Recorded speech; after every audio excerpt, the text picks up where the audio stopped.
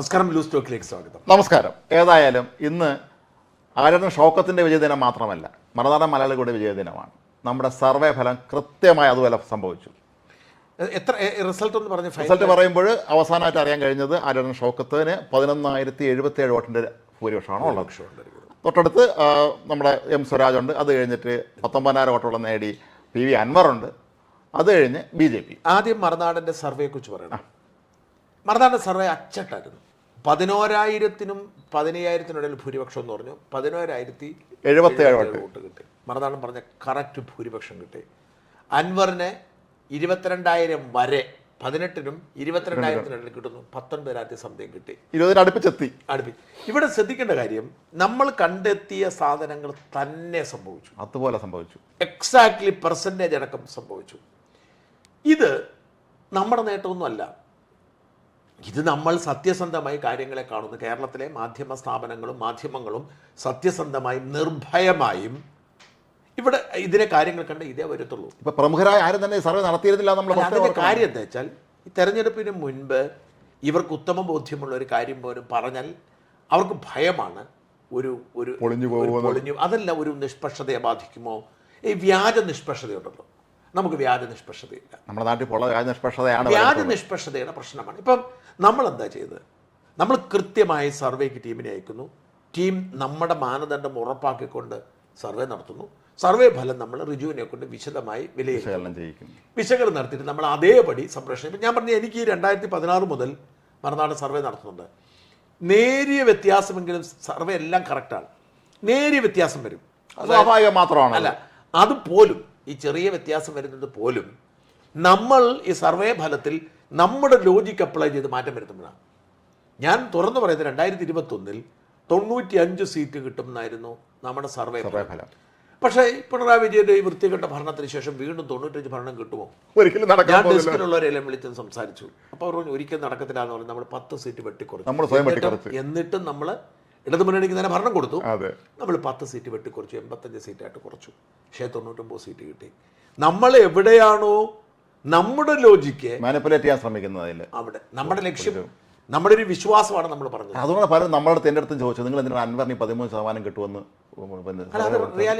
സ്വാഭാവികം, അത് റിയാലിറ്റിയാണ്. അത് നമ്മളെ തട്ടിപ്പല്ലോ. അത് ഷിബു ബേബി ജോൺ ജാസ്മിൻ ഷായെ വിളിച്ചിട്ട് പറഞ്ഞു, മറുനാട് സർവേ ഒന്നും വലിയ കുഴപ്പമില്ല, പക്ഷേ എങ്കിലും അൻവറിന് ഇത്ര വോട്ട് കിട്ടുന്നവർ എന്തടിസ്ഥാനത്താണ് പറഞ്ഞതെന്ന് അറിയത്തില്ലെന്ന് പറഞ്ഞു. അപ്പം ജാസ്മിൻ ഷാ അൻവറിനോട്, ഷിബു ബേബി ജോണിനോട് പറഞ്ഞത്, മറുനാടൻ സർവേ നടത്തി കണ്ടെത്തിയതാണെങ്കിൽ അത് അങ്ങനെ തന്നെയായിരിക്കും, അല്ലായിരിക്കുന്നു, അതിലൊരു മാറ്റം വരത്തില്ലെന്ന് പറഞ്ഞു. എക്സാക്ട്ലി സംഭവിച്ചു. അത് എനിക്കിതിൽ ഏറ്റവും അത്ഭുതം തോന്നിയത് ഇയാൾ ജയിച്ചു അല്ലെങ്കിൽ ഇയാൾക്ക് ഇത്ര വോട്ട് കിട്ടി എന്നുള്ളതല്ല. എനിക്ക് ഏറ്റവും കൂടുതൽ അത്ഭുതം തോന്നിയത് അൻവറിന്റെ വോട്ട് നമ്മൾ മാത്രമായി കൃത്യമായി വിലയിരുത്തി എന്നുള്ളത്. ഇന്നലെ കഴിഞ്ഞ ദിവസം അൻവർ പറയുന്നുണ്ടായിരുന്നു, എനിക്ക് 13% മേലെ വോട്ട് കിട്ടുമെന്ന് എന്ന് പറഞ്ഞു കഴിഞ്ഞ ദിവസം ഒരു ചാനൽ പറയുന്നുണ്ടായിരുന്നു. അപ്പൊ അൻവറിനറിയാം. അല്ല, മറുനാടന്റെ ഏറ്റവും കൃത്യമായ ഫോളോവർ അൻവറാണ്. മറുനാടനെ അൻവറിന് എന്താണ് സംഭവിച്ചത്? മറുനാടൻ്റെ സ്വാധീനം അൻവറിനെ ബാധിക്കുന്നു. മറുനാടൻ പറയുന്നത് ശരിയാണെന്ന് അൻവർക്ക് ബോധ്യമാകുന്നു. മറുനാടൻ്റെ സ്വാധീനത്തിൽ അൻവറിൻ്റെ തട്ടിപ്പുകളൊക്കെ വെളിയിൽ വരുന്നു. അപ്പം അതിൻ്റെ ഒരു സഹിക്കാൻ വയ്യാതെ മറുനാടനെ പൂട്ടാൻ അൻവർ ഇറങ്ങുന്നു, സാധിക്കുന്നില്ല. അത് കഴിഞ്ഞ് അൻവർ എന്താ തീരുമാനിച്ചത്? മറുനാടനെ പൂട്ടിക്കാൻ വേണ്ടി മറുനാടൻ്റെ സത്യം സഹിക്കാൻ കഴിയാതെ CPM പുറത്തിറങ്ങിക്കഴിഞ്ഞാൽ പിന്നെ അൻവർ പിണറായി അടിക്കാൻ മറുനാടൻ പറഞ്ഞ സത്യങ്ങൾ തന്നെ ഉപയോഗിക്കാൻ തുടങ്ങുന്നു. അതുകൊണ്ടാണ് അൻവർ 13% എന്ന് പറഞ്ഞിട്ടുണ്ടെങ്കിൽ കൃത്യമാണ്. രാജ്മോഹൻ, ഇവിടെ വലിയ ഗണിതശാസ്ത്രത്തിൻ്റെയോ വലിയ പ്രവചന ആസ്ട്രോളജിയുടെയോ ഒന്നും ആവശ്യമില്ല. ഞാൻ ആദ്യം മുതൽ ഈ തെരഞ്ഞെടുപ്പിനെ വിലയിരുത്തുമ്പോൾ പറഞ്ഞൊരു കാര്യമുണ്ട്. ഈ നിലമ്പൂർ ഉപതെരഞ്ഞെടുപ്പ് വിലയിരുത്താൻ വളരെ എളുപ്പമാണ്. ഈ നിലമ്പൂർ ഉപതെരഞ്ഞെടുപ്പിനെ നമ്മൾ എങ്ങനെ കാണണം? LDFിൻ്റെ വോട്ട്, UDFിൻ്റെ വോട്ട്, അതിൽ നിന്ന് പ്ലസ് ഓർ മൈനസ് അൻവറിൻ്റെ വോട്ട്. ഇതാണ് നിലമ്പൂർ തെരഞ്ഞെടുപ്പ്. അപ്പം ഒന്നാമത്തെ കാര്യം, നിലമ്പൂർ ഒരു UDF മണ്ഡലമാണ്. നമ്മൾ ആദ്യം പോലെ പറഞ്ഞ കാര്യമാണ്. എത്രയോ പതിറ്റാണ്ടുകൾ ആണ്. ആ UDF മണ്ഡലത്തിൽ UDF മാനസികാവസ്ഥയുള്ള മുസ്ലിം പ്രമാണിമാരായ ഒരാളെ സ്ഥാനാർത്ഥിയാക്കുന്നു. ആ മുസ്ലിം പ്രമാണിക്ക് സ്വന്തമായി ഒരു 15,000 വോട്ട് പിടിക്കാനുള്ള കപ്പാസിറ്റി ഉണ്ട്. LDFിൻ്റെ വോട്ട് പ്ലസ് ആ 15,000 വോട്ട് ജയിക്കുന്നു. ഈ തെരഞ്ഞെടുപ്പിൽ ആ പ്രമാണി സെപ്പറേറ്റ് മത്സരിക്കുന്നു. അപ്പോൾ LDFിന് കിട്ടിയ 15,000 വോട്ട് അയാൾക്ക് പോകുന്നു. UDFിൻ്റെ വോട്ടിൽ മാറ്റം വരും. ഇതായിരുന്നു സിമ്പിൾ കാൽക്കുലേഷൻ. ഇത് തന്നെയാണ് ഞാൻ പറഞ്ഞുകൊണ്ട്. ഇത് ഓർമ്മയുണ്ടോ? പലരും അതിനെ ചോദ്യം ചെയ്തിരുന്നു, അതാ ശരിയാവുമെന്നുള്ളത്. ഇപ്പൊ നോക്കൂ, ഇപ്പൊ സംഭവിച്ചത് എന്താണ്?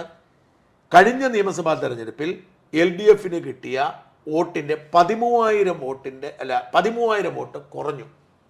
ഇക്കുറി എണ്ണം കുറഞ്ഞു. 79 എന്നുള്ളത് 66 സ്വരാജിന് കുറഞ്ഞു. 13,000 വോട്ട് കുറഞ്ഞു. ആ 13,000 വോട്ടും ഒരു 5,000 വോട്ട് UDF നിന്നും SDP നിന്നുമൊക്കെയായി പിടിച്ചതുമായ വോട്ടാണ് അൻവറിൻ്റെ കിട്ടിയത്. അതായത് LDF കിട്ടിക്കൊണ്ടിരുന്ന വോട്ടിൽ നിന്ന് നമ്മുടെ കറക്റ്റ് കണക്കാണ്. LDF കിട്ടിയിരുന്ന വോട്ടിൽ നിന്നും 13,000 വോട്ട് ഇയാൾ കൊണ്ടുവന്നു. പിന്നെ മറ്റൊരു 5,000 വോട്ട് പിടിക്കുന്ന 12,000 വോട്ട് പിടിക്കുന്നു. UDF കിട്ടിയ വോട്ടിൽ കുറവ് വരുന്നില്ല. ഈ പറയുന്ന ഭരണവിരുദ്ധ വികാരവും മറ്റ് ഘടകങ്ങളും കൊണ്ടും 1,000 വോട്ടിന് കൂടുതലുണ്ടാവുന്നു. 1,000 വോട്ട് കൂടിയിട്ടുണ്ട്. അപ്പം UDF വിജയം ഇത്രയും വ്യത്യാസത്തിലാവുന്നു. അതേസമയം എന്തു സംഭവിക്കുന്നു? BJP സ്ഥാനാർത്ഥിക്ക് അതേ നിലപാട് തുടരാൻ. വളരെ സിമ്പിൾ. ഞാൻ പറഞ്ഞ ഈ വളരെ സിമ്പിൾ ലോജിക്ക് ഉപയോഗിച്ചാണ് നമ്മൾ നിഗമനത്തിലെത്തിയത്. ആ നിഗമനം അതേപടി ശരി. എനിക്കറിയത്തില്ല ആളുകൾ എന്തിനാണ് ഈ നിഗമനത്തിൽ എത്ര ആശങ്കപ്പെടുന്നത്. ഇതിൻ്റെ അകത്തൊരു തർക്കം ഉണ്ടായിരുന്നില്ല. അല്ലെങ്കിൽ അവിടെ ഇപ്പം പല ആളുകളും പറഞ്ഞിരുന്നത് അൻവറിൻ്റെ തരംഗം ഒന്നും അല്ല. അവിടെ ചെന്നപ്പോൾ നമ്മൾ മനസ്സിലാക്കിയ കാര്യം അൻവറിനോടൊരു ഇഷ്ടം ജനങ്ങൾക്കുണ്ട്. ഞങ്ങൾ കഴിഞ്ഞ ലോക്സഭാ തെരഞ്ഞെടുപ്പിന് സർവേക്ക് പോകുമ്പോൾ തിരുവനന്തപുരം ലോക്സഭാ മണ്ഡലത്തിൽ ഞങ്ങളെല്ലാം കരുതി രാജീവ് ചന്ദ്രശേഖർ ജയിക്കുമെന്ന് തന്നെയാണ്. ആളൊരു നേരം ഇടപഴകുമ്പോൾ അവരൊക്കെ അദ്ദേഹത്തെക്കുറിച്ചാണ് കൂടുതലും സംസാരിച്ചത്. പക്ഷേ അവസാനം നമ്മൾ സർവേ ഫലം കാണുമ്പം ശശി തരൂരാണ് മുന്നിട്ട് ജയിക്കുമെന്ന്. അല്ല, അതാണത്. ജനങ്ങൾക്ക് അൻവറിനോട് താല്പര്യമുണ്ട്. അൻവറിനോട് ഇടതുമുന്നണിയും വലതുമുന്നണിയും ചെയ്തത് തെറ്റായിപ്പോയി എന്ന് തോന്നലുണ്ട്. അൻവർ ഉയർത്തുന്ന വിഷയങ്ങളോട് താല്പര്യമുണ്ട്. പക്ഷേ അവർ വോട്ട് ചെയ്യുന്നത് LDF UDF ആണ്. ഇവിടെയാണ് പ്രശ്നം. അപ്പോൾ അതുകൊണ്ട് തന്നെ ഈ തെരഞ്ഞെടുപ്പ് ഫലം ഒട്ടും അപ്രതീക്ഷിതമാണെന്ന് ഞാൻ കരുതുന്നില്ല. ഈ തെരഞ്ഞെടുപ്പ് ഫലം പ്രതീക്ഷിച്ചത് പറഞ്ഞത് എനിക്ക് എന്നെ സംബന്ധിച്ച് ഇത്രയും കൃത്യതയോടെ നമുക്ക് ചെയ്യാൻ കഴിഞ്ഞതിൽ നമുക്ക് അഭിമാനിക്കാം കാര്യത്തിൽ. കാരണം നമ്മൾ സത്യസന്ധമായിട്ടാണ് ചെയ്തതെന്നുള്ളതിന് ഏറ്റവും ഒരു ഉദാഹരണമായി മാറിയല്ലോ. ഇപ്പം അൻവറിൻ്റെ കാര്യം തന്നെ നമുക്ക് എടുക്കാമല്ലോ. 89 ലോക്സഭാ തെരഞ്ഞെടുപ്പിന് പണ്ട് ഓർമ്മയുണ്ടായി കലാകുമുദിയിൽ ഒരു സർവേ നടത്തിയിരുന്നു. എന്നിട്ട് ഈ ഭാവിയിൽ എവരാണ് നമ്മുടെ MP ആരാൻ പോകുന്നതെന്ന് പറഞ്ഞ് മുഖത്തുറക്കെ വെച്ച് കലാമുദി പുറത്തിറക്കി. അവരെല്ലാവരും തോറ്റു. അന്ന് ഭയങ്കര വലിയ സംഭവമായിരുന്നു അവസാനം അത്. അല്ല, ഇതിൻ്റെ ജനങ്ങളുടെ പൾസ് അറിയുക എന്ന് പറയുന്നത് ഒരു പ്രധാന ഘടകമാണ്. അതിനു വേണ്ട ഒരു പ്രധാന ഘടകം ജനങ്ങൾക്ക് നമ്മളുമേ വിശ്വാസമുണ്ട്. എനിക്ക് ഈ സർവേ ഇത്രയും കറക്റ്റ് ആയതിനുള്ള വിശ്വാസം എന്താണെന്നറിയും. ഇപ്പം മറുനാടനെ എതിർക്കുന്നു അല്ലെങ്കിൽ മറുനാടനെ എതിർക്കുന്നു എന്ന് പറയുന്ന CPMകാരുണ്ട്. അവർ പോലും സത്യസന്ധമായി മറുനാടനെ സർവേയിൽ പങ്കെടുത്തത് കൊണ്ടാണ് ഇത്രയും കൃത്യമായ സർവേ കിട്ടിയത്. അതിൽ നിന്ന് മനസ്സിലാക്കേണ്ടത് എന്താണ്? മറുനാടനെ എതിർക്കുന്നവർക്ക് പോലും മറുനാടനോട് ബഹുമാനമുണ്ട്. അല്ലെങ്കിൽ എങ്ങനെയാണ്? അപ്പം ഈ ഇടതുപക്ഷക്കാർ സഹകരിച്ചില്ലെങ്കിൽ നമുക്ക് സർവേ എങ്ങനെ കൃത്യമായിട്ട് എടുക്കാൻ പറ്റും? ഞങ്ങൾ പോയിടത്തല്ല കഴിഞ്ഞ തെരഞ്ഞെടുപ്പിന് അവരെല്ലാം വളരെ സ്നേഹത്തോടെ എല്ലാവരും സഹകരിച്ചു. പറഞ്ഞു. ഇത് മാത്രമേ ഇതിനകത്ത് എനിക്ക് മറ്റൊരു കാര്യം കൂടെ.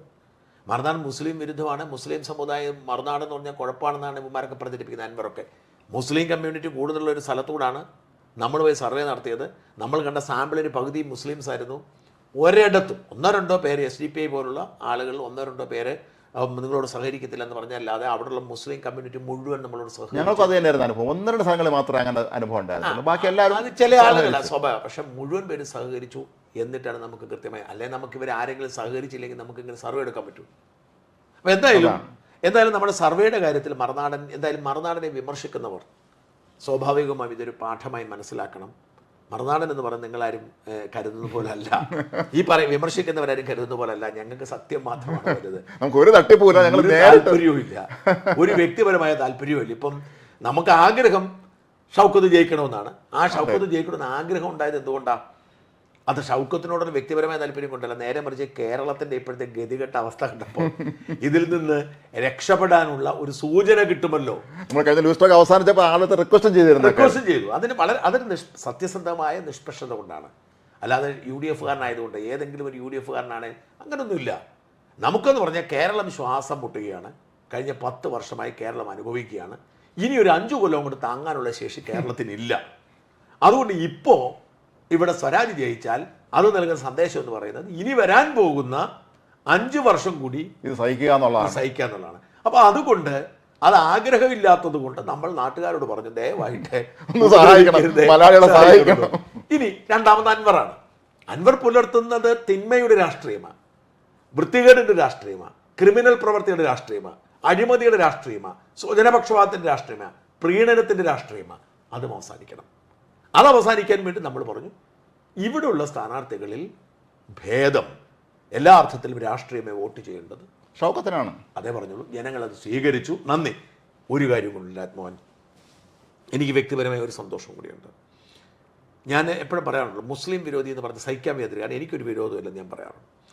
ഞാനൊരു മുസ്ലിം വിരോധിയാണെന്ന് വരുത്തി തീർത്തി സമൂഹത്തിൽ അധിക്ഷേപിക്കാൻ നേതൃത്വം കൊടുത്ത അൻവറായിരുന്നു, അയാളുടെ ഒരു അജണ്ടയുടെ ഭാഗമായിട്ട്. പക്ഷേ ഞാനീ പറഞ്ഞ മാതിരി നമ്മുടെ സർവേ അടക്കമുള്ള കാര്യങ്ങളിൽ മുസ്ലിം കമ്മ്യൂണിറ്റി നമ്മൾ സഹകരിച്ചു മാത്രമല്ല, മറുനാടനെ കട്ടയ്ക്ക് സപ്പോർട്ട് ചെയ്യും. അൻവർ മറുനാടനെതിരെ രംഗത്തിറങ്ങിയപ്പോൾ മറുനാടനെ കട്ടയ്ക്ക് സപ്പോർട്ട് ചെയ്യും, മറുനാടിന് വേണ്ടി ബൈറ്റ് നൽകുകയൊക്കെ ചെയ്ത നേതാവാണ് ആര്യാടൻ ഷൗക്കത്ത്. ആ ആര്യാടൻ ഷൗക്കത്ത് മറുനാടനെ പിന്തുണച്ചതിൻ്റെ പേരിൽ മറുനാടനെ അത് ഇപ്പോൾ ഇമാരി ഇടതുപക്ഷക്കാർ ചർച്ചയാക്കി.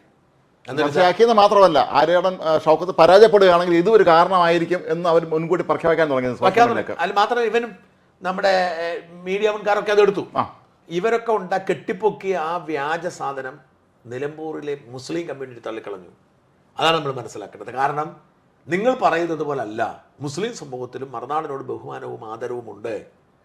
ഞങ്ങൾ പറഞ്ഞ സത്യമാണെന്ന് അവർക്കറിയാം. എന്നതുകൊണ്ടാണ് നിങ്ങൾ ഈ ഷൗക്കത്തിനെ പൊക്കിക്കൊണ്ടുവന്ന് മറുനാടിൻ്റെ വീഡിയോ പൊക്കിക്കൊണ്ടുവന്ന് നിങ്ങൾ നശിപ്പിക്കാൻ തിരക്ക് നടക്കാതെ പോയി. ഇത് ഇനിയെങ്കിലും രമ്യ ഹരിദാസുള്ള അപേക്ഷ, രമ്യ ഇതെങ്കിലും മനസ്സിലാക്കുക.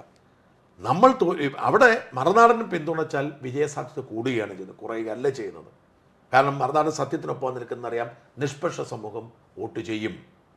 അവർ മറുനാടനെ പിന്തുണച്ചതിന് പേരിൽ വോട്ട് നഷ്ടപ്പെടും, മുസ്ലിം കമ്മ്യൂണിറ്റി വോട്ട് ചെയ്തിട്ടൊക്കെ പറഞ്ഞ് ചിലരുണ്ടാക്കിയെടുക്കുന്ന വ്യാജ കഥകളാണ്. അങ്ങനെയാണെങ്കിൽ ആ ഒറ്റ കാരണം കൊണ്ട് ഷൗക്കത്ത് തോക്കണം, തോക്കേണ്ടത് അങ്ങനെയാണെങ്കിൽ. കാരണം നമ്മൾ ആ പരസ്യമായി പിന്തുണച്ച ഒരാളാണ്, പരസ്യമായി പിന്തുണച്ച ആളാണ്, ഇപ്പോഴും നമ്മളോട് വളരെ സ്നേഹവും ആദരവുള്ള ആളാണ്. അപ്പോൾ ആ കാര്യത്തിലും സന്തോഷമുണ്ട്. ഇത് നമ്മൾ വിലയിരുത്തേണ്ട 2-3 കാര്യങ്ങൾ. രാജ്മോഹൻ, അതിലേക്ക് കിടക്കാം. ഒന്ന്, അൻവറിന് എന്ത് സംഭവിച്ചു? അൻവറിൻ്റെ ഭാവി എന്താണ്? അൻവറിൻ്റെ രാഷ്ട്രീയ ഭാവി ഇതോടുകൂടി അത്ര ശുഭകരമല്ലാത്തൊരവസ്ഥയിലേക്ക് എത്തുമെന്നുള്ളത് ഉറപ്പാണ്. കാരണം ഇയാളെ സഹായമില്ലെങ്കിലും ജയിക്കാമെന്ന് UDF തെളിയിച്ചു കഴിഞ്ഞു. നല്ല സാമാന്യ തരക്കേടില്ലാത്ത ഭൂരിപക്ഷം ജയിക്കാൻ കഴിഞ്ഞു എന്നുള്ളത് UDFന്, പ്രത്യേകിച്ച് VD സതീശന് അഭിമാനിക്കാം.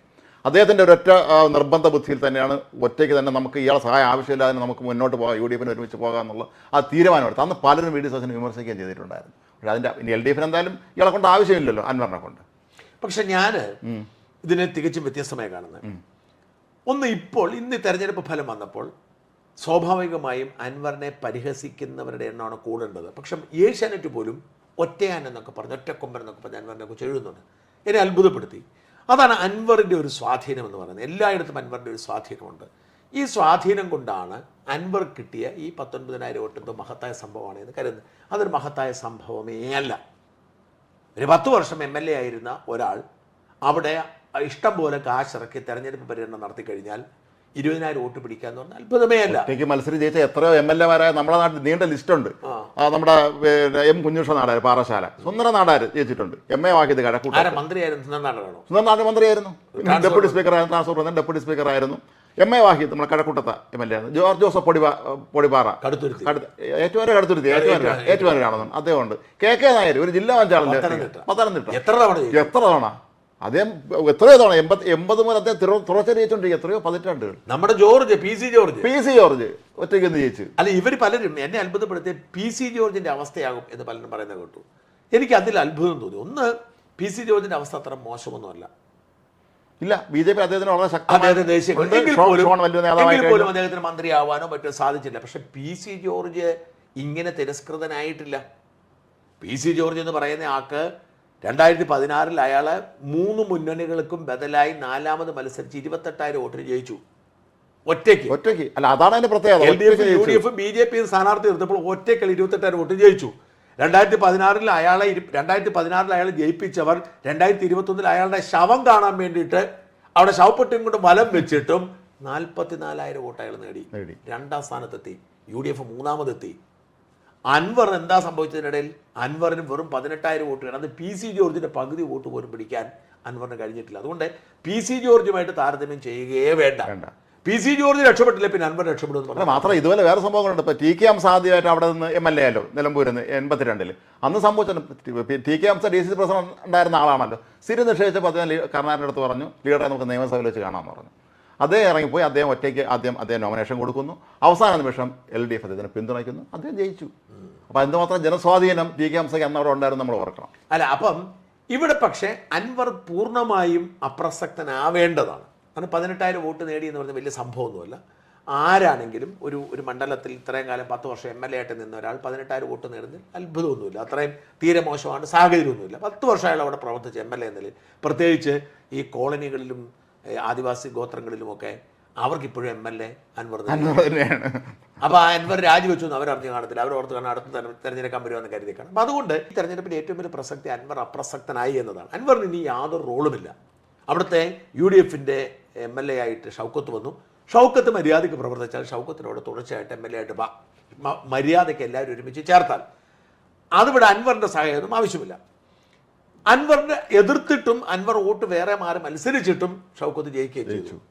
അപ്പം ഇനി അൻവർ ഇടതുപക്ഷത്തിൻ്റെ ഭാഗമായിരുന്നെങ്കിലോ ജയിക്കുമായിരുന്നു. അത് വെറുതെ പറയുന്നതാണ്. കാരണം അൻവർ 2,200 വോട്ടിനാണ് കഴിഞ്ഞ പ്രാവശ്യം ഇടതുപക്ഷത്തിന്റെ സ്ഥാനം ജയിച്ചാണ് പ്രകാശിന്റെ കൂടെ. അതുകൊണ്ട് ഇത്തവണ അൻവർ LDFന്റെ സ്ഥാനാർത്ഥിയാണ് മത്സരിച്ചാലും തോറ്റേനെ. 2026 മത്സരിച്ചാലും 2026 അൻവർ LDFന്റെ സ്ഥാനാർത്ഥിയുടെ മത്സരിച്ച് 8 നിലയിൽ പൊട്ടിയാണ്. കാരണം കഴിഞ്ഞ തവണ 2,200 വോട്ടാണ് കിട്ടിയത്.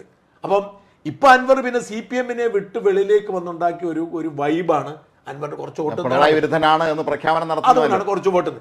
ആ വോട്ട് നിങ്ങൾ കണക്കാക്കുന്നതനുസരിച്ച് UDFനെ പോകുന്ന അൻവർ കരുതിയത്. കാരണം പിണറായി വിരുദ്ധ വോട്ട്, പക്ഷെ പോയത് LDFൻ്റെയാണ്. അപ്പം അതുകൊണ്ട് പക്ഷേ അൻവർ എങ്കിൽ പോലും ഒരു കാര്യം നമ്മൾ എടുത്തു പറയണം. സുധാകരൻ ഇന്ന് പറഞ്ഞിട്ടുണ്ട്, അൻവറിന് ഞങ്ങൾ വാതിലടച്ചിട്ടില്ല, അൻവറിനെ തള്ളിക്കളഞ്ഞിട്ടില്ല. അതായത് അൻവറുമായി കച്ചവടം പല നേതാക്കൾക്കുണ്ട്. അവർക്കങ്ങനെ അൻവറിനെ പെട്ടെന്ന് ഒഴിവാക്കാൻ പറ്റത്തില്ല. കാരണം ഈ കച്ചവടവും പലതും ഊടായിരിക്കും. ഒരുമിച്ച് കോൺഗ്രസ് ഉണ്ടായിരുന്ന കാലത്ത് കൂട്ടുകച്ചവടം നടത്തിയിരുന്ന ആളായിരിക്കുമല്ലോ, അതിപ്പോഴും തുടരുമല്ലോ. ഒരുമിച്ച് കോൺഗ്രസ് നല്ല അല്ലെങ്കിൽ പോലും ഇവർക്കൊന്നും രാഷ്ട്രീയമൊക്കെ വെളി പറയുന്നുള്ളൂ. കച്ചവടം തന്നെയാണ്. ഇവരെല്ലാം കച്ചവടക്കാരാണ്. അപ്പോൾ അങ്ങോട്ടും ഇങ്ങോട്ടും കച്ചവടത്തിൻ്റെ വിശദാംശങ്ങൾ പുറത്തു വരും. ഇവരൊക്കെ ബ്ലാക്ക് മെയിൽ ചെയ്ത് അൻവർ ബ്ലാക്ക് മെയിലിങ്ങിൻ്റെ രാഷ്ട്രീയക്കാരനാണ്. ഒരാളെ നശിപ്പിക്കാൻ വേണ്ടി ഒരാളുടെ സംഭാഷണങ്ങൾ റെക്കോർഡ് ചെയ്ത് സൂക്ഷിച്ച് വയ്ക്കുക, അത് പുറത്തു വിടുക, എന്നിട്ട് ആ ഒരാളുടെ സന്ദർശനത്തിന് വീഡിയോ എടുത്ത് വെക്കുക, അതിൻ്റെ തെളിവെല്ലാം സൂക്ഷിച്ച് വയ്ക്കുക, എല്ലാം ചെയ്യുന്ന ആ ഒരു വെറും എന്താ പറയുക സബ്സ്റ്റാൻഡേർഡ് രാഷ്ട്രീയക്കാരനാണ്. ഇടപെടാനേ കൊള്ളത്തില്ല. സുഹൃത്തെന്ന നിലയിലോ ഏതെങ്കിലും തരത്തിൽ ഇടപെടാനേ കൊള്ളത്തില്ല. അങ്ങനെ ഇടപെട്ടിട്ടുള്ളതല്ല ഇയാളുടെ അടുത്ത് വെച്ച് ബ്ലാക്ക് മെയിൽ ചെയ്യും. ഇങ്ങനെ ബ്ലാക്ക് മെയിൽ ചെയ്യുന്നത് കൊണ്ടാണ് ഇയാളെ ഇപ്പോഴും പലരും ആവശ്യമുണ്ടെന്നും ഒരു ആവശ്യവും ഇയാൾക്കില്ല. കാരണം അൻവറിൻ്റെ സ്വാധീന വലയം ആകെപ്പാടുള്ളത് ഈ നിലമ്പൂരാണ്. ആ നിലമ്പൂരിൽ അൻവർ വേറെ മത്സരിച്ചിട്ടും UDF സ്ഥാനാർത്ഥി ജയിച്ചു. അത് വൻ ഭൂരിപക്ഷം, 10,000 കൂടുതൽ ഭൂരിപക്ഷം കിട്ടിയ വൻ ഭൂരിപക്ഷത്തിൽ ജയിച്ചു. ഒരു കാര്യം കൂടെ ശ്രദ്ധിക്കണം, അൻവർ പറഞ്ഞത് അൻവറിന് 72,000-ലധികം വോട്ട് കിട്ടും, LDFന് 40% വോട്ട് കൊണ്ടുപോകും, ചെവി മുറിക്കും. ഇതൊന്നും ആരും ചോദിക്കുന്നില്ല, ആരും ചർച്ച ചെയ്യുന്നില്ല, അങ്ങനെ നോക്കുന്നില്ല. എന്നിട്ട് ഈ കുറെ കോൺഗ്രസ്സുകാർ അയാളെ കൂടെ കൂട്ടാൻ ഒരു പ്രസക്തി, ഞാൻ 1-2 പേരുടെയൊക്കെ തരും, ഒരു പ്രസക്തിയും ഇല്ലാത്തൊരു മനുഷ്യനാണ് അയാളെ തള്ളിക്കളയുക. കാരണം അയാളെ കൂട്ടിയാൽ നിലമ്പൂരിന് പുറത്ത് അല്ലെങ്കിൽ മലപ്പുറത്തിന് പുറത്ത് വലിയ ദോഷം. കോൺഗ്രസിന് സാധാരണക്കാരെ പ്രവർത്തകർക്കൊന്നും അംഗീകരിക്കാൻ പറ്റില്ല. കോൺഗ്രസ് പ്രവർത്തനം നല്ലതേ. അൻവറിനെ പോലൊരു വർഗീയവാദിയായ അഴിമതിക്കാരനെ കൂട്ടിയാൽ കോൺഗ്രസിനെ നിഷ്പക്ഷ സമൂഹത്തിന്റെ വോട്ട് കിട്ടാനുള്ള സാധ്യത കുറയും. ഇപ്പം അൻവറിനെ പിന്തുണച്ചെങ്കിൽ ഇത്ര വോട്ട് കിട്ടുന്ന ഉറപ്പൊന്നുമില്ല. ഇവർ പറഞ്ഞ അൻവർ പിടിച്ച വോട്ട് പിടിക്കുന്നു, നിർബന്ധമില്ല. ഇപ്പോൾ അൻവർ വിരുദ്ധമായ ഒരുപാട് വോട്ട് ഷൗക്കത്തിന് വന്നിട്ടുണ്ട്. ഇപ്പം അൻവറിന്റെ സ്ഥാനാർത്ഥിയായിരുന്നു ഷൗക്കത്തെങ്കിൽ നമ്മൾ പിന്തുണയ്ക്കുന്നില്ല. അപ്പോൾ ഇതൊന്നും ഇവർ മനസ്സിലാക്കുന്നില്ല. അതുകൊണ്ട് അൻവറിന്റെ രാഷ്ട്രീയം അസ്തമിക്കേണ്ടതാണ്. പക്ഷേ കോൺഗ്രസ്സുകാർ അതിനെ സമ്മതിക്കുമെന്നറിയില്ല. എങ്കിൽ പോലും അൻവർ ദുർബലനായി. ഈ കോൺഗ്രസ് ഇത്തവണ ഈ ഒരു വിജയം നേടിയത് വേറെ തരത്തിൽ കോൺഗ്രസിന്റെ ദോഷമായി ഭവിക്കാൻ സാധ്യതയുള്ളത്. കോൺഗ്രസ്സുകാരെ സംബന്ധിച്ച് പലപ്പോഴും ഒരു വിജയം കിട്ടിക്കഴിഞ്ഞാൽ പിന്നെ അവർ അതിലങ്ങ് അഭിരമിക്കും. അടുത്ത തെരഞ്ഞെടുപ്പിന് വേണ്ടി തയ്യാറെടുപ്പുകൾ നേരത്തെ നടത്തിയില്ലെങ്കിൽ അവർ പെട്ടു. നമ്മൾ ഭരണം കിട്ടിക്കഴിഞ്ഞു എന്നുള്ള തെറ്റിദ്ധാരണയിലേക്ക് പലപ്പോഴും പോകുന്നൊരു പ്രവണത കോൺഗ്രസ്സുകാരൊക്കെ. അത് മാത്രമല്ല, കോൺഗ്രസ് എന്ത് ചെയ്യുന്നത് വെച്ച് കഴിഞ്ഞാൽ ഇപ്പോൾ ഒരു മുഖ്യമന്ത്രി സ്ഥാനാർത്ഥിയാവാനുള്ള അടി തുടങ്ങും. ഇവിടെ ഇപ്പോൾ സതീശൻ്റെ ഗ്രാഫ് ഉയർന്നു അതിശക്തമായിട്ട്. ഞാൻ പറഞ്ഞത് ഈ അൻവറിനെതിരെ ഉറച്ച നിലപാടെടുത്ത ഒറ്റ കാരണത്താൽ സതീശൻ ജനാഭിപ്രായത്തിൽ ശശിധരന് മുമ്പിലെത്തി. നമ്മുടെ അഭിപ്രായ സർവേ അതെ, രണ്ടും കൂടെ കൂട്ടി വെക്കുമ്പോൾ 56 കൂടും, അല്ലെങ്കിൽ തന്നെ 32-ഉം 25-ഉമായി അത്രയും വ്യത്യാസമുണ്ട്. അതായത് ശശി തരൂരായിരുന്നു കേരളത്തിലെ ഏറ്റവും പോപ്പുലർ ആയിട്ടുള്ള കോൺഗ്രസ് നേതാവ്. ഈ തെരഞ്ഞെടുപ്പിൽ തരൂർ മാറി നിന്നതുകൊണ്ട് ആ തരൂരിന് പോപ്പുലാരിറ്റി കുറഞ്ഞു. വി ഡി സതീശൻ കട്ടയ്ക്ക് നിലപാടെടുത്തുകൊണ്ട് പോപ്പുലാരിറ്റി കൂടി. ഈ തെരഞ്ഞെടുപ്പിൽ സതീശന് നിലപാട് ശരിയായതോടെ ഇപ്പം ഞാൻ പറഞ്ഞ സ്റ്റാൻലി ഉള്ളത് ഞാൻ പറയാം. നമ്മുടെ സ്റ്റാൻലി കടുത്ത സതീശൻ വിരോധിയും ചെന്നിത്തല ഫാനുമാണ്. ചെന്നിത്തലയുടെ ആളാണ്. അപ്പം എന്നോട് സതീശൻ കള്ളനാണെന്ന് നിരന്തരം പറയായിരുന്നു. ഇന്നെനിക്ക് മെസ്സേജ് അയച്ചു, ഞാനിതാ ഇന്ന് മുതൽ സതീശൻ്റെ ഫാൻ.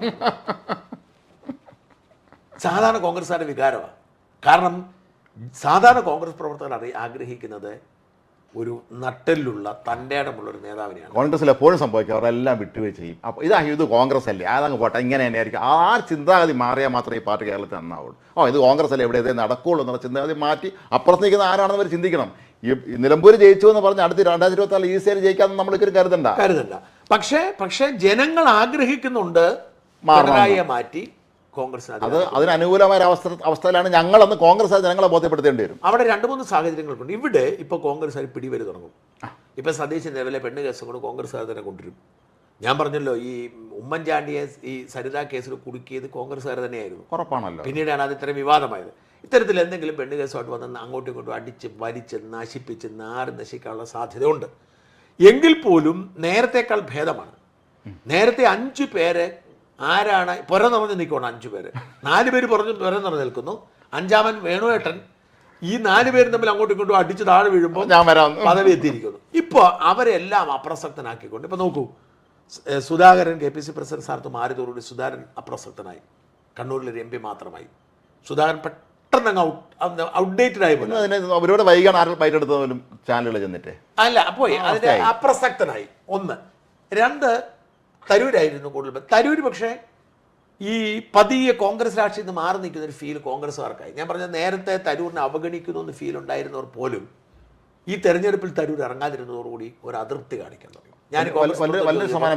ഈ തെരഞ്ഞെടുപ്പിൽ തരൂർ വരാതിരുന്നത്, അതും അവർ രാജ്യത്തിന് വേണ്ടി നിലപാടെടുത്തതിനും മോദി സർക്കാർ പറഞ്ഞതനുസരിച്ച് വിദേശത്ത് പോയതിനൊന്നും ആളുകൾക്ക് പരാതിയില്ല. പക്ഷേ തെരഞ്ഞെടുപ്പിൽ തിരിഞ്ഞു നോക്കാതിരുന്നു.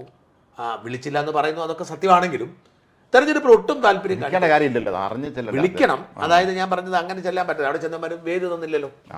ഇപ്പം ഞാൻ പറഞ്ഞത് ഈ സന്ദീപ് വാര്യർ പലതവണ BJPയുടെ കസാര കൊടുക്കത്തില്ല. അപ്പോൾ അതുകൊണ്ട് ഞാൻ പ്രസംഗിക്കാൻ അവൈലബിൾ ആണ്, എനിക്ക് ഡേറ്റ് തരൂ എന്ന് പറയേണ്ട ബാധ്യത തരൂരിനുണ്ടായിരുന്നു. കാരണം തരൂരിനെ പ്രാഥമിക ലിസ്റ്റിൽ പെടുത്തിയിരുന്നു. അല്ലെങ്കിൽ പക്ഷെ കുറച്ചൊക്കെ കോൺഗ്രസ്സുകാരുടെ കുഴപ്പമുണ്ട്, അവർ തരൂരിനെ വിളിക്കണമായിരുന്നു. അതെ, അപ്പോൾ വിളിക്കണമായിരുന്നു. അങ്ങയുടെ സമയം പറയൂ, ഞങ്ങൾക്ക് തരാനെന്ന് പറയാമായിരുന്നു. ആ ഭാഗത്ത് വീഴ്ച ഉണ്ടെങ്കിലും തരൂര് അവസാന നിമിഷം തെരഞ്ഞെടുപ്പ് ദിവസം വന്ന അഭിപ്രായം പറഞ്ഞതിലും കോൺഗ്രസ് പ്രവർത്തകർ. അപ്പോൾ എന്തായാലും കോൺഗ്രസ്സിലെ ഒരു മുഖ്യമന്ത്രി സ്ഥാനാർത്ഥി എന്ന നിലയിലുള്ള തരൂർ അല്പം പിറകോട്ട് പോയി. മാത്രമല്ല ലീഗ് കൈവിട്ടു.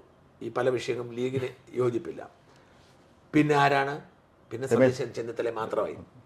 പഴയതുപോലെ സതീശന് ചെന്നിത്തല മാത്രമായി. ചെന്നിത്തല ഈ പ്രതിപക്ഷ നേതൃസ്ഥാനത്ത് നിന്ന് മാറിയതിനു ശേഷം ഇതുവരെ വേണ്ടതുപോലെ ശ്രദ്ധ നേടിയിട്ടില്ല. ഞാൻ പറഞ്ഞേ, ഏതാണ്ടൊരു, എനിക്കത് വലിയ ഇഷ്ടമാണ്, നല്ല മനുഷ്യനാണ്, പക്ഷേ ഏതാണ്ടൊരു നിഷ്കാസിതൻ്റെ അവസ്ഥയിലാണ് ചെന്നിത്തല. പുള്ളിക്കൊരിക്കൽ പോലും ആ നഷ്ടപ്പെട്ടു പോയ പദവിയുടെ ഒരു മഹത്വം തിരിച്ചു പിടിക്കാൻ കഴിഞ്ഞിട്ടില്ല. കോൺഗ്രസിൽ എപ്പോഴും ഇത്തരത്തിലുള്ള ഒരാൾ നിഷ്കാസിതരായി തുടങ്ങിയാൽ പിന്നെ ചുറ്റും നിൽക്കുന്നവർ മറികടം ചാടും. അതെ. അപ്പം സതീശന് ഉണ്ട്, പക്ഷേ സതീശന് വേണു തമ്മിൽ അത്ര അടുപ്പാണെന്ന് എനിക്ക് തോന്നുന്നില്ല. എന്തായാലും സതീശൻ ഇപ്പം നോക്കിക്കോളൂ, ഇപ്പോൾ ഒരു സർവേ നടത്തിയാൽ സതീശൻ കേരളത്തിലെ ഏറ്റവും സ്വീകാര്യനായ നേതാവായി മാറി. അപ്പോൾ ഈ തെരഞ്ഞെടുപ്പിൽ ഏറ്റവും ഉണ്ടായ ഗുണമെന്ന് വെച്ചാൽ മുഖ്യമന്ത്രി സ്ഥാനാർത്ഥി എന്ന നിലയിൽ മുമ്പോട്ട് വയ്ക്കുമ്പോൾ സതീശൻ ഇവരതിനെ പേര് അടിയുണ്ടാക്കുക ചെയ്യരുത് മാത്രം. ഇനി ഇവർ വലിക്കാതിരുന്നാൽ സതീശന് ഗുണമുണ്ടാവും. പിന്നെ മാത്രമല്ല, ഈ അൻവറിനെ സതീശനെ അടുപ്പിക്കും ഞാൻ കരുതുന്നില്ല.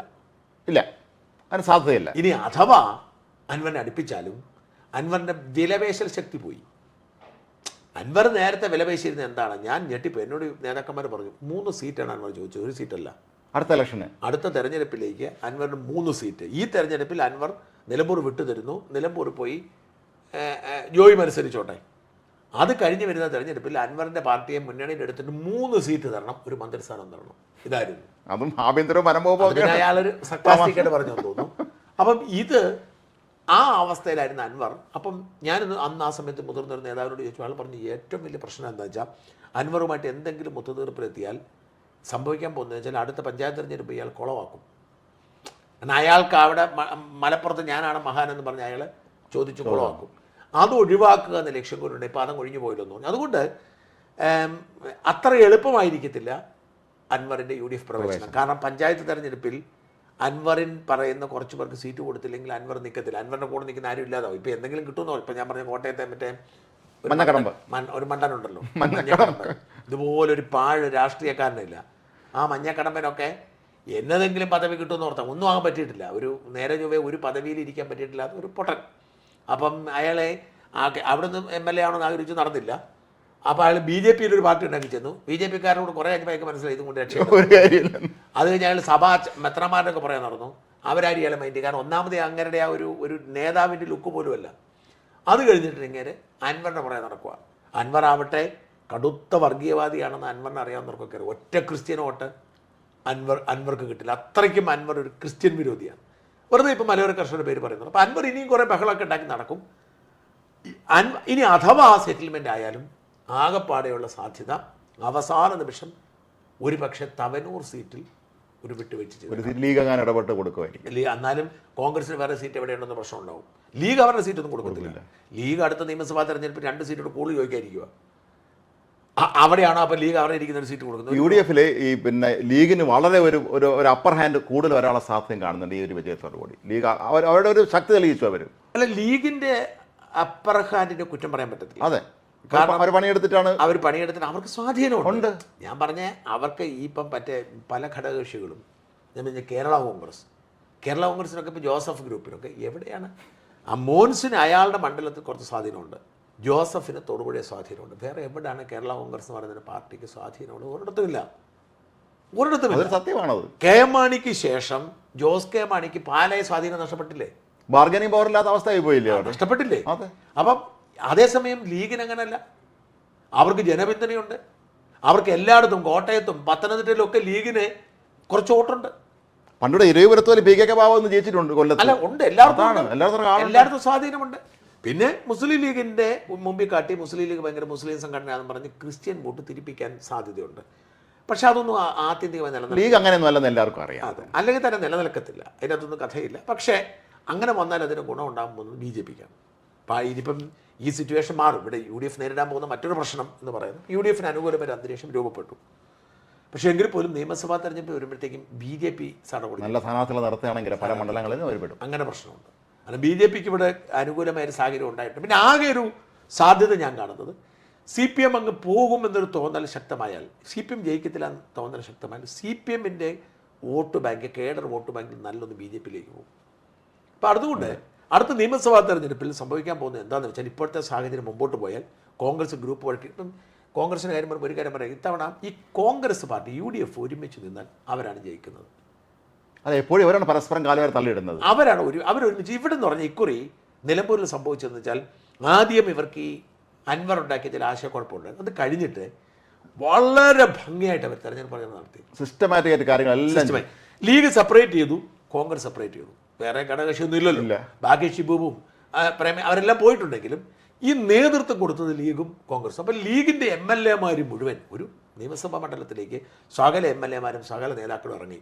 കോൺഗ്രസിൻ്റെ സകല നേതാക്കളും സകല MLA-മാരും ഇറങ്ങി. എന്നിട്ട് ഒരു വാർഡിനൊക്കെ തന്നെ ഒരു പഞ്ചായത്ത് തന്നെ 3-4 ആയിട്ട് വിഭജിച്ചു. എന്നിട്ട് ഒരു സ്റ്റേറ്റ് നേതാവിനെ ചുമതല ഏൽപ്പിച്ചു. ആ സ്റ്റേറ്റ് നേതാവിൻ്റെ കീഴിൽ അയാൾ അത് മാത്രം നോക്കി, അത് ഓടി നടക്കണ്ട.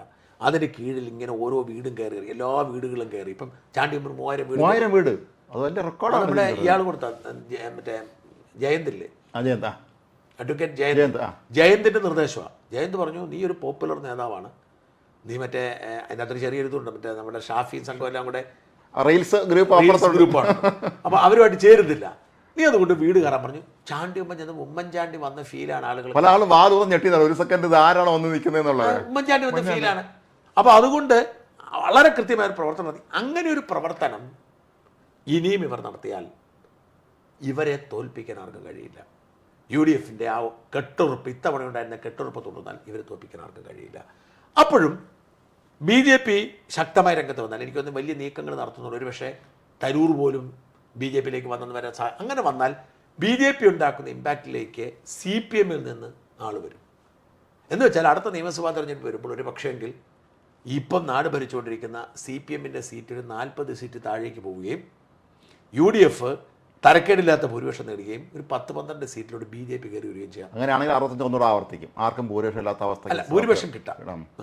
ഒരു 10 സീറ്റ് BJP-ക്ക് 10 സീറ്റിന് മുകളിലേക്ക് പോകാൻ പറ്റത്തില്ല എന്ന് സംഭവിച്ചാലും. പക്ഷെ അത് വരാൻ പോകുന്ന തെരഞ്ഞെടുപ്പുണ്ട്. ഇത് കഴിഞ്ഞിട്ട് 31 തെരഞ്ഞെടുപ്പുണ്ട്. 31 തെരഞ്ഞെടുപ്പാകുമ്പോൾ സംഭവിക്കാൻ പോകുന്നത് വെച്ചാൽ CPM അടപടലം പൊട്ടിക്കിട്ടും. ഇതിനു മുമ്പ് അധികാരമില്ലാതെ ഇനി വരാൻ പോകുന്ന കാലത്ത് CPM-ലെ പ്രവർത്തകർ മുഴുവൻ കൂട്ടത്തോടെ BJP-യിലേക്ക് പോകും. ബംഗാളും ത്രിപുരയിലൊക്കെ സംഭവിച്ചതുപോലെ കുറേ അധികം ആളുകൾ യു ഡി എഫിലേക്ക് പോകും. യു ഡി എഫിൽ നശിക്കാൻ പറ്റത്തില്ല, കാരണം ലീഗ് അവിടെ ഉണ്ട്. ലീഗുണ്ട്. അവിടെ ഒരിക്കലും ആ പ്രസ്ഥാനം ഇല്ലാതാവത്തില്ല. നിർണായക ഘട്ടങ്ങളിലൊക്കെ കോൺഗ്രസിനെ സഹായിച്ചിട്ടുള്ള ലീഗാണ്. എവിടെയല്ല, ഏതെല്ലാം സീറ്റുകൾ. എ കെ ആന്റണി ഇവിടെ മുഖ്യമന്ത്രി ഡൽഹിയിൽ നിന്ന് നേരിട്ട് വന്നപ്പോൾ തിരുവരങ്ങാട് സീറ്റാണ് അവർ കൊടുത്തത്. അവരെ സീറ്റാണ് കൊടുത്ത് അവിടെ നിർത്തി ജയിപ്പിച്ചത്. അത്ര അവരെല്ലാ ത്യാഗബുദ്ധിയോട് കാര്യങ്ങൾ ചെയ്യും. അല്ല, ലീഗ് നല്ല രാഷ്ട്രീയ പാർട്ടിയാണ്, അതിനകത്തൊരു കാര്യം. അപ്പോൾ എന്തായാലും ജനം വല്ലാതെ മടുത്തു. അപ്പോൾ ഇതിനകത്ത് ഒരു കാര്യം കൂടി നമ്മൾ വിട്ടുപോകുന്നത്, ഈ തെരഞ്ഞെടുപ്പ് നിർണായകമായ ഒരു ഘടകം ഹിന്ദു വോട്ടാണ്. അപ്പം ഈ CPM എടുത്തൊരു പരിപാടി എന്താണെന്ന് വെച്ചാൽ, മുസ്ലിം വോട്ട് കിട്ടത്തില്ല എന്ന് അവർക്ക് ബോധ്യമായി. കാരണം 2 മുസ്ലിം സ്ഥാനാർത്ഥികൾ മത്സരിക്കുന്നു, PV അൻവറും ആര്യാണ ഷൗക്കത്തും. അപ്പം മുസ്ലിം വോട്ട് മൊത്തത്തിൽ വിഭജിച്ചു പോകും. അവിടെ 2 മുസ്ലിം വോട്ട് സ്ഥാനാർത്ഥികൾക്കെതിരെ ഒരു ഹിന്ദു സ്ഥാനാർത്ഥി എന്ന ഒരു തുറുപ്പ് ചീട്ടിറക്കിയിട്ട് ഹിന്ദു വോട്ട് പിടിക്കാനാണ് സ്വരാജിനെ ഇറക്കി. പക്ഷേ സ്ഥാനാർത്ഥി പാറിപ്പോയി. അതാണ് കാര്യം. കാരണം ശബരിമല പ്രക്ഷോഭ കാലത്ത് എല്ലാ തവണയും എല്ലാ ഹിന്ദു വിരുദ്ധ പ്രസ്ഥാനം തെരഞ്ഞെടുപ്പ് പ്രഖ്യാപിക്കുമ്പോൾ ഈ നാട്ടിലെ ഏറ്റവും പ്രധാനപ്പെട്ട വികാരം ഓപ്പറേഷൻ സിന്ദൂറാണ്. ഓപ്പറേഷൻ സിന്ദൂറിനെ തള്ളിപ്പറഞ്ഞ കക്ഷിയാണ് ഞാൻ. എൻ്റെ ആ ഓപ്പറേഷൻ സിന്ദൂറിനെ ഞാൻ ഇയാളെ ലാൻഡ് ചെയ്യുന്നതിന് മുൻപേ നിലം തൊടാനാവാതെ സ്വരാജ് വന്ന് വീഡിയോ ചെയ്തു. 6 ലക്ഷം 7 ലക്ഷം പേര് കണ്ട വീഡിയോ. അത് കഴിഞ്ഞിട്ട് ശബരിമലയിലെ അത് സത്യം പറഞ്ഞാൽ അത് കണ്ടിട്ട് എനിക്ക് സങ്കടം വന്നു കേട്ടോ. കാരണം ഞാൻ അയ്യപ്പനെ തൊഴാൻ പോകുന്ന ആളാണ്. എന്നെ സംബന്ധിച്ചിടത്തോളം അയ്യപ്പൻ ഞങ്ങളുടെ അയലോകംകാരനാണ്. ഞങ്ങൾക്ക് വളരെ അടുപ്പമുള്ള ഞങ്ങളുടെ ഒരു വിശ്വാസം കൂടിയാണ്. ഇതിൽ ഈ ലക്ഷോപലക്ഷം ഹിന്ദുക്കളുടെയും നല്ല മനുഷ്യരുടെയും ഒക്കെ ഒരു വിശ്വാസമാണ് അയ്യപ്പൻ എന്ന് പറഞ്ഞത്. ആ അയ്യപ്പൻ മഴ പെയ്തപ്പോൾ ആരും ചെല്ലാത്തത് കാരണം മാളികപ്പുറത്തമ്മ ഇവിടുന്ന് അയ്യപ്പനെ തപ്പി അവിടെ ചെന്നതും അതോടെ അയ്യപ്പൻ്റെ ബ്രഹ്മചര്യം ഇല്ലാതായെന്നും എന്നൊക്കെ പറഞ്ഞ ഒരു നെറികേട്, ഒരു വൃത്തികേട് പറഞ്ഞവൻ ഹിന്ദുവിന് വോട്ട് പിടിക്കാൻ വന്നാൽ ചെയ്യുമോ? സ്വന്തം പഞ്ചായത്തിൽ പോലും പുറകെ പോയി ചെയ്യത്തില്ല. ജനങ്ങൾ ചെയ്യത്തില്ല. ആ വിശ്വാസികളായ ഹിന്ദുക്കൾ ഒരിക്കലും വോട്ട് ചെയ്യുകയുണ്ടായിരുന്നു. ആള് മാറിപ്പോയി. CPM ആൾ മാറി. ഹിന്ദു ആയ പേര് മാത്രം ഉണ്ടായിട്ട് കാര്യമില്ല. ഹിന്ദു ഈ കടമ്പള്ളി സുരേന്ദ്രനാണ് ജയിച്ചതന്നെ ചിലപ്പോൾ. അങ്ങനൊക്കെ അത്യാവശ്യം വിശ്വാസമുണ്ട്. എത്രയോ പേരുണ്ട്. എത്രയോ വിശ്വാസികളായിട്ടുള്ള ആളുകളുണ്ട്. സുരേഷ് ഗോപിനെ കൂടെ നിർത്തിയാൽ മതിയായിരുന്നു. അതെ, കിട്ടിയാനെ. അപ്പം ഈ CPM ആളെ തെരഞ്ഞെടുത്തതിൽ അവർക്ക് പാളിച്ചു പറ്റി. ആ ഒരു ഹിന്ദു വിരുദ്ധൻ എന്നുള്ള ഒരു ഒരു ഒരു ഒരു ഒരു ഇമേജ് ആയിക്കൊണ്ടായിരുന്നു. അതെല്ലാം കൂടെ ബാധിച്ചു. ഹിന്ദു വോട്ടും മാത്രമല്ല, മറുഭാഗത്ത് മുസ്ലിം വോട്ട് ഏകീകരിച്ചു. 2ആയിട്ട് പോയി. അൻവറിന് മേളിൽ പിരിഞ്ഞെങ്കിൽ പോലും മുസ്ലിം വോട്ട് ഒന്നുപോലും അങ്ങോട്ട് പോകാതായി. കാരണം ഈ മുസ്ലിം വോട്ട് മൊത്തം അവർ 2 പേരുടെ കൊണ്ടുപോയി. ഷൗക്കത്തും അൻവർക്ക് കൊണ്ടുപോയി. ഹിന്ദു വോട്ടിൽ നല്ലൊരു ഭാഗം ഇയാൾക്ക് കിട്ടി. ആ ഷൗക്കത്തിന് മതേതര പ്രതിച്ഛായുള്ള ആളുകൂടെയാണ്. അത് 100% ഉറപ്പാണ്. ആരാണ് അങ്ങനെ, പിതാവും അങ്ങനെ തന്നെ. ഇവരെല്ലാവരും മതേതര പ്രതിച്ഛായുള്ളവരാണ്. മുസ്ലിം സമുദായത്തിൽ തന്നെ ഒരുപാട് പ്രശ്നങ്ങളെക്കുറിച്ചാണ് അദ്ദേഹം സിനിമ എടുത്തിട്ടുള്ളതൊക്കെ തന്നെ. അതിൻ്റെ പേരിൽ ഇവർ പിന്നെ സോഷ്യൽ മീഡിയയിൽ തവണ മുതലെടുക്കാൻ നോക്കിയത്. അതായത് ലീഗും കോൺഗ്രസും ഒരുമിച്ച് നിന്നു. ഈ ഘടകങ്ങളെല്ലാം ശരിയായി. അൻവറിൻ്റെ ഈ കൊരട്ടുബുദ്ധി ഇല്ലാതെ എന്തായാലും അസാധാരണമായ തെരഞ്ഞെടുപ്പായിരുന്നു. ഈ തെരഞ്ഞെടുപ്പിൻ്റെ ലളിതമായ സമവാക്യം മറുനാടൻ ഒഴിയാൻ മറ്റാർക്കും പിടികിട്ടിയില്ല. ഞങ്ങൾ പ്രവചിച്ചതുപോലെ തന്നെ അവിടെ എത്തി.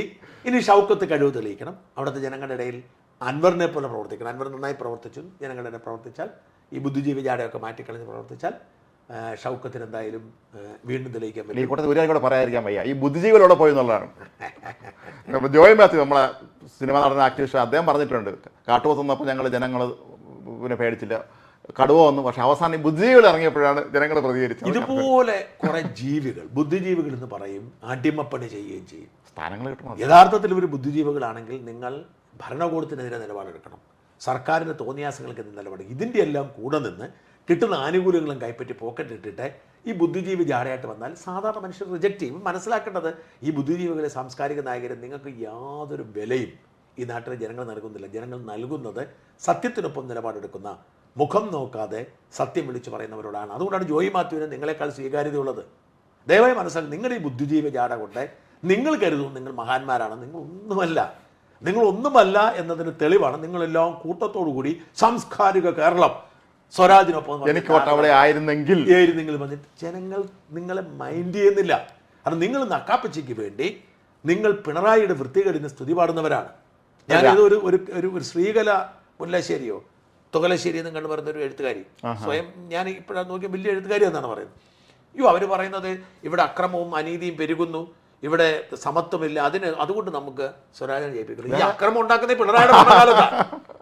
ഇവിടെ സ്ത്രീകൾക്ക് സുരക്ഷയില്ലാത്ത പിണറായിയുടെ ഭരണകാലത്താണ്. മറ്റാരോ പറഞ്ഞ് പിന്നെ സ്വരാജ് ഇല്ലാത്ത നിയമത്തെ കുറിച്ച് എനിക്ക് ആലോചിക്കാനും വയ്യത്തില്ല. അല്ല, എന്തെങ്കിലും ഇപ്പം ഇവർക്ക് വീണയ്ക്ക് ഒരു സീറ്റ് കിട്ടില്ല, വീണ ജോർജിന്.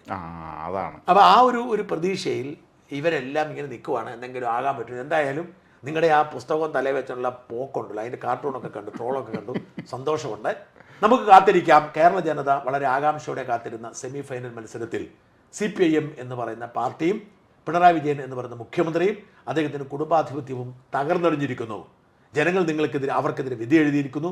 ഇനി വരാൻ പോകുന്ന നിയമസഭാ തെരഞ്ഞെടുപ്പിൽ ജനങ്ങൾ നിങ്ങൾക്കെതിരാണ് എന്നതിൻ്റെ കൃത്യമായ തെളിവാണിത്. നന്ദി. നമസ്കാരം.